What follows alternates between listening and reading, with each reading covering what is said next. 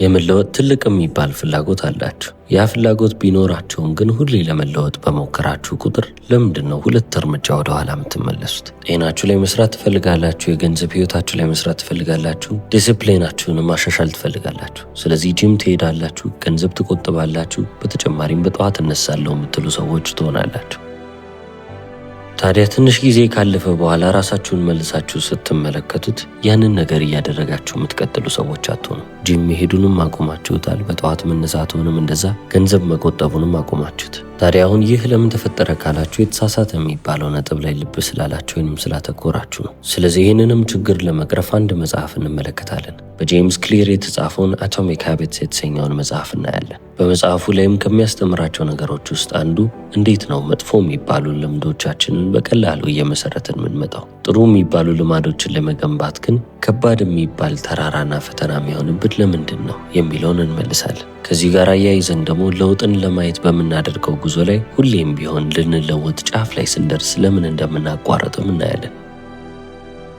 በሶስተኛ ደረጃ የምንመለከተው ደግሞ ስለ ኮምፓውንድ ኢንትረስት ነው። ገንዘባችንን ኢንቨስት ስናደርግ እጥፍ ድርብ እየሆነ እንደሚሄደው ሁሉ በዕለት ተዕለት የምናደርጋቸውም ጥቃቅን የሚባሉ ልማዶች በጊዜ ሂደት እንዴት ግዙፍ የሚባሉ ልማዶች ሊሆኑ እንደሚችሉ እንመለከታለን። በአራተኛ ደረጃ ካተኮረን አይቀር ማተኮር ያለብን አይደንቲቲ ላይ ወይንም ማንነት ላይ ነው እንጂ ግባችን ላይ መሆን የለበትም። ግብ ላይ ካተኮርን የተሳሳተ አፕሮች ወይንም የተሳሳተ አካሄድ ጀምረናል እያለ ነው። በመጨረሻም አምስተኛው ነጥብ ምንድን ነው ካላችሁ እንዴት ነው ዘላቂ የሚባሉ ልማዶችን ገንብተን እነዛን ልማዶች እየተገበርን እድሜ ልካችንን መቀጠል የምንችለው? እነዚህን ሁሉ ጥያቄዎች በመጽሐፍ ውስጥ መልስ ታገኙበታላችሁ። ስለዚህ እኛም ከመጀመሪያው ነጥብ እንጀምራለን ማለት ነው። ለምንድን ነው መጥፎ ልማዶችን ስንገነባ መንገዱ በጣም ቀላል የሚሆንልን፣ ነገር ግን ያንን መጥፎ የሚባለውን ልማድ ለማቋረጥ ስንሞክር ኢምፖሲብል ይሆንብናል። ያንን መጥፎ ልማድ ለማቆም እንቸገራለን። ይህም የሆነው ለምንድን ነው ከሚለው ጥያቄ እንነሳለን።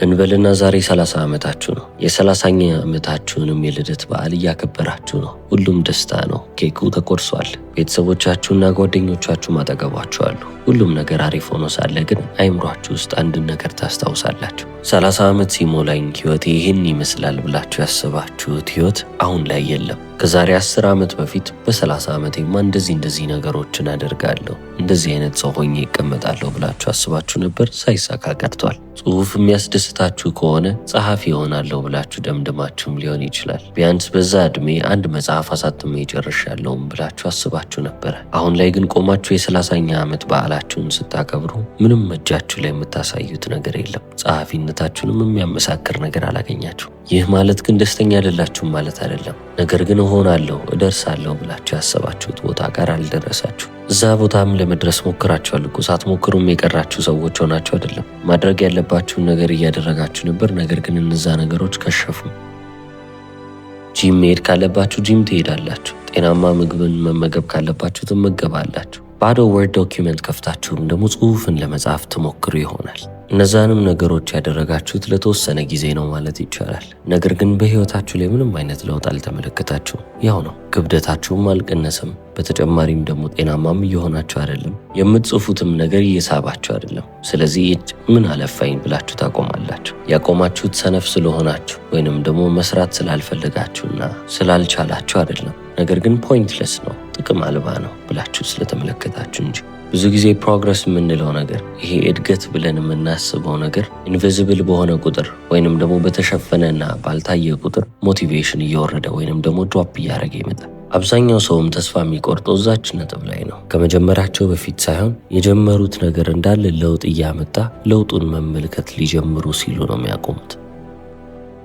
ስለዚህ አሁን ብዙ ጊዜ ካለፋችሁም በኋላ ድጋሚ ተመሳሳይ ሞቲቬሽን ይመጣል። ስለዚህ እንደ አዲስ ትጀምራላችሁ። አሁንም ሞቲቬሽናችሁ እስኪወርድ ድረስ ተስፋ እስክትቆርጡ ድረስ ትሰራላችሁ። ከዚህ በኋላ ምን ጥቅም አለው ብላችሁ ደግሞ ድጋሚ ትተውታላችሁ ማለት ነው። በዚህ ሳይክል ውስጥ ነው የምትኖሩት። ይህንን ነገር ግን ከአሁኑ ማጽዳትና ትክክለኛ የሚባለውንም ኢሜጅ ወይንም ምስል መመልከት መቻል አለብን። አይምሮአችን ለምንድን ነው ቶሎ ተስፋ የሚቆርጠው? ጥረታችንና ውጤታችን በእኩል መንገድ ላይ የሚሄዱ ይመስለናል። ጥረታችን ከፍ ሲል ውጤታችንም ከፍ የሚል ማለት ነው። ልማዶች ግን በዚህ መንገድ አይሰሩም። ልማድ የራሱ የሆነ መንገድ አለው። በጊዜ ሂደት የሚመጣ ነገር ነው። መጥፎ ልማዶችን እንደ ምሳሌ እንውሰድ። መጥፎ ልማዶች ብዙ ጊዜ ሪዋርዳቸው ወይንም ደግሞ ሽልማታቸው ገና ከመጀመሪያው ይመጣል። ለዛ ላገኛችሁት ሽልማት ደግሞ የምትከፍሉት ወደፊት ይሆናል ማለት ነው። ጥሩ ልማዶችን ግን ስትገነቡ ለነዛ ጥሩ የሚባሉ ውጤቶች መጀመሪያ አሁን ላይ ዋጋን ትከፍሉና ከዛ በኋላ ነው ጥሩ የሚባለው ውጤት የሚመጣው።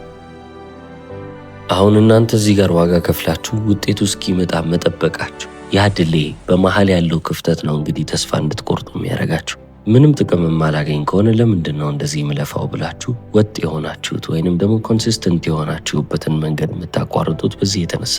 ምርጫም ሲመጣላችሁ የማይሆን ምርጫ የምትመርጡት ለዚህ ነው። ቆም ብላችሁ አሁን እኮ ምንም ለውጥ እየተመለከትኩ አይደለም፣ ስለዚህ ላቁመው ስትሉ ለወደፊት ማንነታችሁ አስባችሁ በሱ ቦታ ላይ ሆናችሁ አይደለም እየወሰናችሁ ያላችሁ ለአሁኑ ማንነታችሁ እንጂ። the present self ወይንም ደግሞ የአሁኑ ማንነታችሁ ደግሞ ያልተለወጠው ነው። ስለዚህ አሁን ላይ የሚያስደስተውን ነገር ቢመርጥ ይሻለዋል። ለወደፊቱ ማንነታችሁ እያሰባችሁ ጤናዬን ልጠብቅ ከማለት ይልቅ አሁን ላይ ቁጭ ብላችሁ በርገርና ፒዛ ብትበሉ በጣም ደስ ይላችኋል። ባድ ሃቢት የሚባለው ይሄ ነው። መጥፎ ልማድ ነው። አሁን ላይ ትደሰቱበታላችሁ፣ ዋጋ ግን የምትከፍሉት ወደፊት ይሆናል። ጥሩ የአመጋገብ ስርዓት ከሌላችሁ ዋጋ የምትከፍሉት ወደፊት በጤናችሁ ይሆናል ማለት ነው።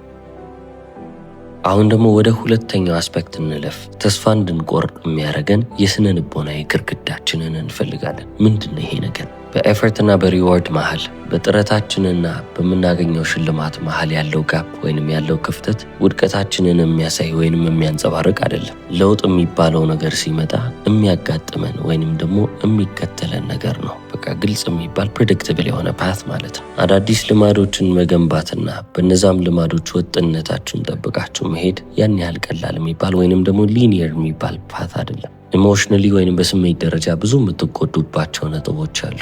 እነዛን ግን አንዴ ካለፋችሁ በኋላ ግሮታችሁ ወይንም እድገታችሁ ኤክስፖኔንሻል ይሆናል። ተምዘግዝጋችሁ ወደ ላይ የምትተኮሱ ሰዎች ትሆናላችሁ። ለረጅም ጊዜ ግን ምንም አይነት ለውጥን እያያችሁ አይመስላችሁ። ምንድነው ህይወቴ ፈቀቅ አይልም ትላላችሁ። የሆነ ሰዓት ላይ ግን አስደንጋጭ የሚባል ለውጥን ትመለከታላችሁ። አሁን ዲስአፖይንትመንት ወይንም ደግሞ መከፋት የሚባለው ነገር የቱ ጋር ይመጣል ካላችሁ፣ እናንተ የምታደርጉትን ነገር እያደረጋችሁ መምጣት ያለበት ውጤት አለ ብላችሁ የጻፋችሁት ነገር ይኖራል። ወይንም ደግሞ እንደዚህ ካረኩ በዚህ ሰዓት እንደዚህ አይነት ነገሮችን ማሳካት አለብኝ ትሉ ይሆናል። በእናንተ ኤክስፔክቴሽን እና በሪያሊቲው መካከል ያለው ጋፕ ያለው ክፍተት እየሰፋ በመጣ ቁጥር እናንተ የበለጠ እየተከፋችሁ ትመጣላችሁ። ለውጥን ከባድ ከሚያደርጉብን ነገሮች መካከል አንዱ ይሄ ነው። ኢሞሽናል ቻሌንጅ፣ የስሜት ፈተና ይጠብቃችኋል።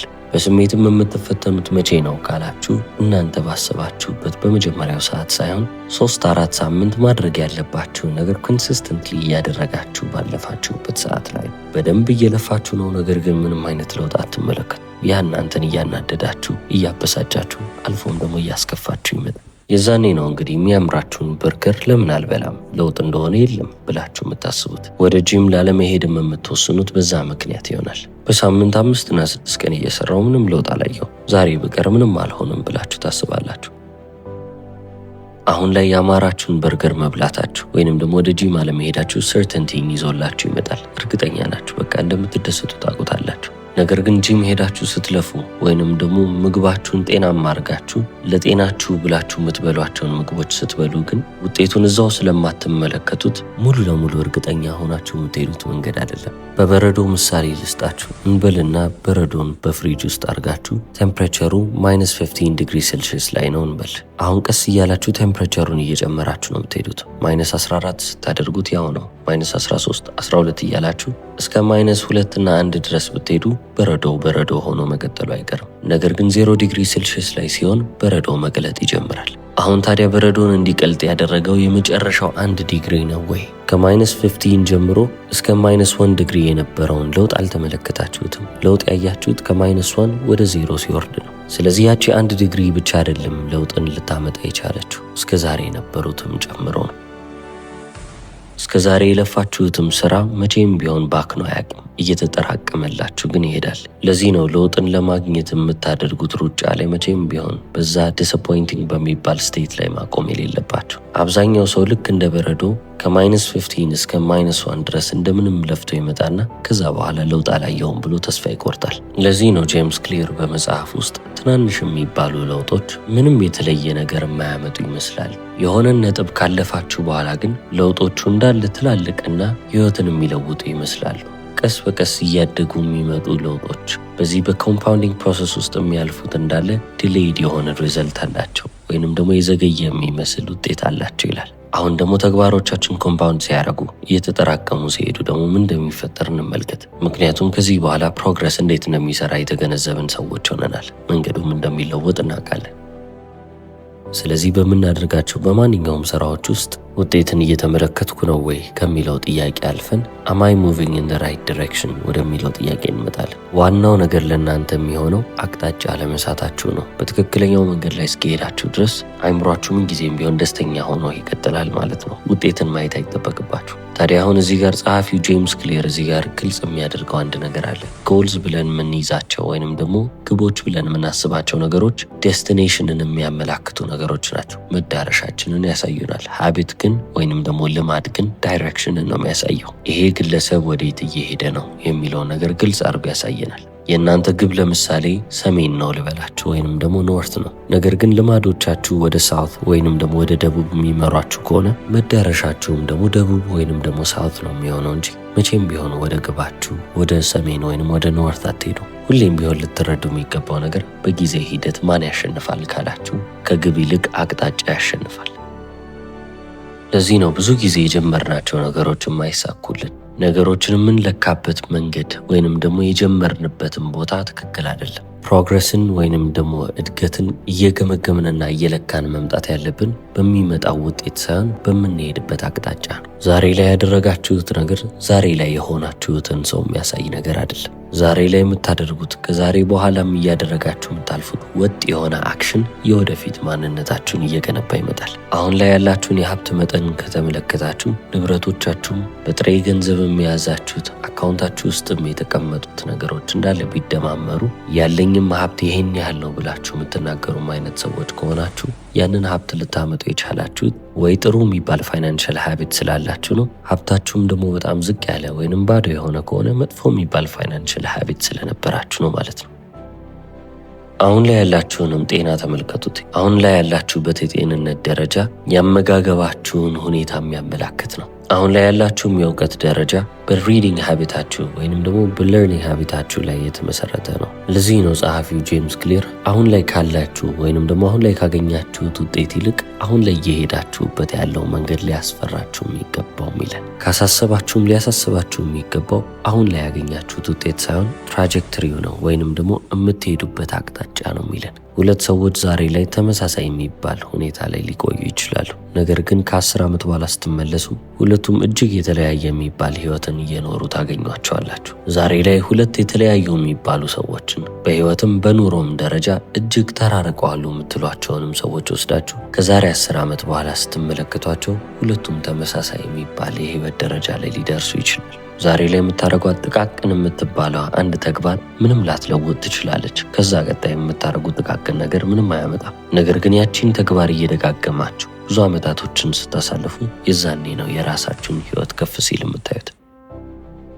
ያ ነገር መጥፎ ልማድም ከሆነ ህይወታችሁ ምስቅልቅል ሲል በአይናችሁ ትመለከታላችሁ። ጸሐፊው ጄምስ ክሊርም ሰዓት የምትባለዋ ወይንም ጊዜ የምትባለዋ ነገር ማግኒፋየር ነች ይላል። ወይ ስኬትን አሊያም ደግሞ ውድቀታችሁን እያባዛችላችሁ ትመጣለች። ስለዚህ ምንም ነገር ስጧት፣ ማባዛት ነው ስራዋ። ጸሐፊውም ይህንን 1% ሩል ይለዋል። በየቀኑ 1% እየተሻለን መሄድ። በየቀኑ የምትጨምሯት 1% ምንም ለውጥ ላታመጣ ትችላለች። ነገር ግን በአመት ውስጥ ስታስቧት 37 እጥፍ አድጋችሁ ትገኛላችሁ። የምታደርጉት ነገር ደግሞ መጥፎ ከሆነ ወይንም መጥፎ ልማድን እያዘወተራችሁ ከሆነ በየቀኑ 1%ም ዝቅ እያላችሁ የምትሄዱ ከሆነ በአመቱ መጨረሻ ምን አይነት ሰው ልትሆኑ እንደምትችሉ ስታስቡትም ደግሞ አስፈሪ ነው ልትሉ ትችላላችሁ። ስለዚህ አሁን ከነዚህ ሁሉ ነገር መረዳት የምንችለው ነገር ምንድን ነው? ጥቃቅን የሚባሉት ድሎች ጥቃቅን ሆኖ አይቀሩም። በተመሳሳይ ሁኔታ ጥቃቅን ብለን የምናስባቸው ስህተቶችም ጥቃቅን ብቻ ሆኖ አይቀሩም፣ ትልቅ ይሆናሉ። ስለዚህ አሁን ማተር የሚያደርገው ነገር ወይንም እናንተን ሊያሳስባችሁ የሚገባው ነገር አሁን ላይ ሰክሰስፉል ነኝ አይደለሁም፣ ስኬታማ ነኝ አይደለሁም የሚለው ነገር አይደለም። ነገር ግን አሁን ላይ የምትተገብሯቸው ልማዶች ወዴት እየወሰዷችሁ ይመስላችኋል? ዳይሬክሽናችሁን ወይንም አቅጣጫችሁን ቆም ብላችሁ እንድትመለከቱ እፈልጋለሁ። አቅጣጫችሁ ግባችሁ ባለበት መስመር ላይ ከሆነ በጎ ወደ ግባችሁ የምትጠጉ ሰዎች ትሆናላችሁ። አቅጣጫችሁ ግን የሳተ ከሆነ ልማዶቻችሁም ትክክለኛ የሚባሉ አይደሉም ማለት ነው። ምክንያቱም ከግባችሁ ጋር እየሄዱ አይደለም። ስለዚህ መዳረሻዬ ወይንም ደስቲኔሽን ይሄ ነው ብላችሁ ግብን ምረጡ። ያቺን ግብ ከያዛችሁ በኋላ ዳይሬክሽናችሁን አስተካክሉ። አቅጣጫችሁ እናንተን ወደዛ የሚወስድ ከሆነ ወደ ደስቲኔሽናችሁ ወይንም ወደ መዳረሻችሁ የሚያስጠጋችሁ ከሆነ ስራችሁን ጨርሳችኋል። በዛው አቅጣጫ ላይ እየተራመዱ ራሳችሁን እያሻሸላችሁ ማለፍ ነው። ግቤ ላይ መቼ ደርሳለሁ ካላችሁ የጊዜ ጉዳይ ነው። ጊዜ መልቲፕላየር ነው አላልኳችሁም? ያባዛል፣ እሱ ያደርሳችኋል። አቶሚክ ሃቢትስ የተሰኘውን መጽሐፍ እየተመለከትን የመጀመሪያውን ክፍል ጨርሰናል። ነገ ደግሞ በሁለተኛው ክፍል እንመለሳለን። እስከ መጨረሻው ስለተከታተላችሁ አመሰግናለሁ። ቻው።